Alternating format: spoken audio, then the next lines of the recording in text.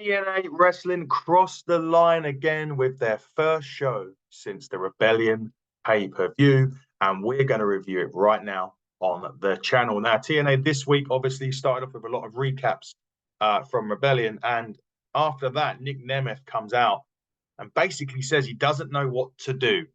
He also says that he's broken, and those of you that know what happened at Rebellion will know the word broken can mean only one thing.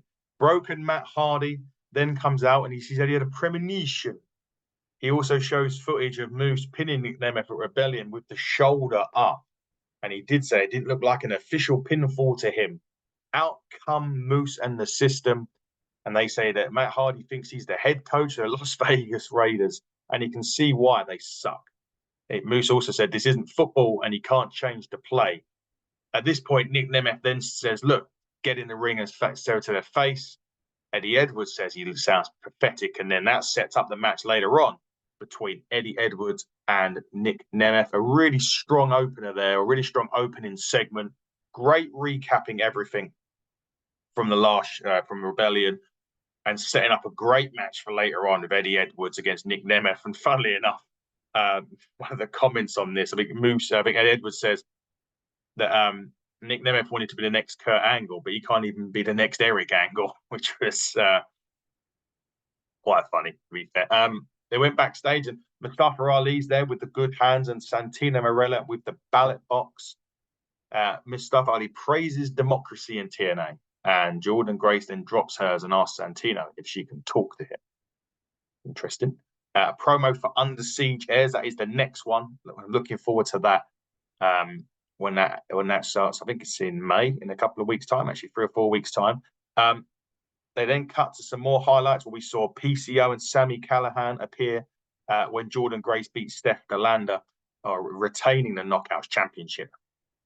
And at this point, Jordan Grace then starts talking about the match, and she's glad that she had the PCO's help at the back of her, the upper sleeve, basically. And then next week, she's talking about her match next week against Mayumu Namashita. God, these Japanese names. But she's a fighting champion, and she will defend the Knockouts World title next week against Yamashita. And that will be fantastic. At that point, Miyu comes out and says that she will take the title. Very, very interesting. So quite a promo-heavy start to TNA this week, but actually not such a bad thing. They've done a good thing of recapping. They've done a good thing of setting the stage ready for the matches tonight and next week. Straight into match one, which was Mylon Reed versus the debuting or the returning Mike Santana. Those of you that know, he obviously was in TNA. He went to AEW, left AEW, and is now back with TNA. He re-debuted at Rebellion. It really wasn't much of a match. I mean, Myron Reed tries to hit a cutter onto the entranceway, but he got caught. He hit the rolling buck 50. He throws him back in, hits a senton onto the remaining members of the Rascals, and then he hits STB on Myron Reed for the win. It was as simple as that. After the match, Macklin's music hit, and he orders the Rascals to get into the ring. The four of them surround him. The four of them surround the ring, and Macklin gets in the ring, but the Rascals bail on him. As Santana tries to hit the STB on Macklin, Macklin gets out of the ring. Very interesting there how the Rascals have seemingly turned their back on Macklin. We do know the good news is that Macklin has re-signed with TNA. I think I mentioned this last week on the review. It may have even been on the Rebellion review. Massive, massive, massive news that is for TNA. A great pickup, or even a pickup, a great retention of a great, great talent. Speaking of great talents, that moves to Steph Delander. She was backstage with Con, and what happened at being was a Las Vegas screw job. She tells Jordan and Grace to bring her boyfriend PCO, and they will have a tag match at Under Siege. So we're getting Steph Delander and Con versus Jordan Grace and PCO at Under Siege, which could be interesting. That one, if they're going to maybe have a stipulation to that, it's kind of reigniting that feud from Monsters Ball. We've still got Steph Delander, who's not actually signed from TNA from what we know, but she's working on a per appearance deal. I really hope that, that turns into a permanent fixture, having Steph Delander on our television week in, week out at Impact Wrestling. Now, Josh Alexander come out. We knew we'd hear from him. That was announced before the show. He says that his heart bleeds for the TNA. And he showed at Rebellion when he beat Hammerstone and come out the last man standing.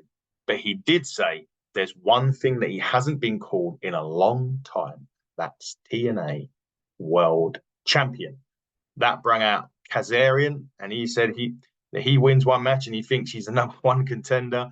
He said he also won at Rebellion, and he beat a TNA OG in a Full Metal Mayhem. Basically saying if anyone qualifies to be the #1 contender, it's him. Alexander then counters that and says, how about let's have a #1 contenders match? Kazarian said his arm was injured after the match, and Josh said his last man standing moment, which was brutal, but he isn't moaning. But Kazarian basically doesn't work for him, brother. And the referee enters the ring, and Jay Chung announces that the match has been made official, and it did happen. Josh Alexander versus Kazarian in a really good match. I really enjoyed this. This was, again, the veteran of Kazarian, Alexander, that can pretty much wrestle in any way, shape, or form. It doesn't matter who he's in the ring with. Josh Alexander can work a match with pretty much anyone, and I absolutely love it. There was some really good back and forth action on here, and eventually Eric Young come out at the end because Kazarian got a steel chair. Eric Young took the steel chair for him. Kazarian feigns an injury. The referee ejects Young from from ringside. However, the ankle lock on Kazarian, who tapped, and that means that Josh Alexander is now the #1 contender for the World Heavyweight Championship at TNA, and potentially a showdown with Moose is on the horizon. That will be an absolute show-stealing match for sure. Backstage at this point, Jake Summink was talking to Santino Marella, who basically said he can't challenge for the X Division title anymore, which is a real shame. Obviously, Jake Summink come out a bit short at Rebellion against Mustafa Ali. Hammerstone comes in at this point and demands to talk with Santino. Something was sticking up for Santino at this point and told him to show him some respect. Hammerstone then shoved something, and Santino books them in a match at Under Siege. Jake Something and Hammerstone at Under Siege. Wow. That match, you're already looking at this card and you're thinking, banger, banger, banger.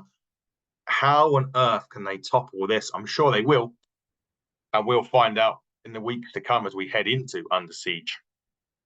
First Class is now out here. Rich Swann and AJ Francis. They say Joe Hendry has done nothing but devalue their name, but after the arse whooping he got, he's going to be putting some respect on the name of First Class. And Joe Hendry comes and says he's not here to fight because at Rebellion, Rich Swann beat him and he suffered a very serious groin injury.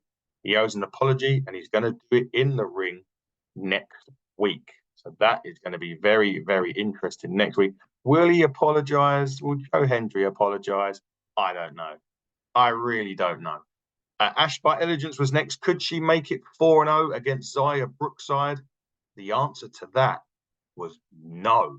Xia Brookside beat Ash by Elegance in quite a quick match, to be fair. She went to the top rope, hit a crossbody for 2. Ash got Brookside in the Simon's carry, but Xia gets out of it. Ash kicks her and Xia gets out of the ring. George Iceman gives her the brass knuck, but the referee actually caught her with the brass knucks, and Xia Brookside rolled her up for the win. So Ash by Elegance is now 3-1. Xia Brookside continues her impressive run in TNA. And again, like we said before, these two have got a nice little feud going. Ash is getting better and better because we're seeing her week in, week out. The character's developing. She plays the character so well, and that's the thing. Like, we need to see this. What we hadn't seen before from her and AJ Francis is the character coming out, them being there week in, week out and developing, growing in the ring. And we're finally getting to see it. And it's really paying dividends. And we'll see what happens next with Ash by Elegance. And Xia Brookside picks up another impressive win. And then we saw Santino Marella with the ballots. And he says Trey Miguel wins it. Ace asked by how many votes. And Santino says 60. Leon Slater then appears, so there ain't even 60 people here. Santino then said they'll have a match between the 2 top contenders next week, so Ace Austin and Trey Miguel. And the winner will face Mustafa Ali at Under Siege. Wow. That is huge. Under Siege, Mustafa Ali versus either Ace Austin or Trey Miguel. I can't wait for that.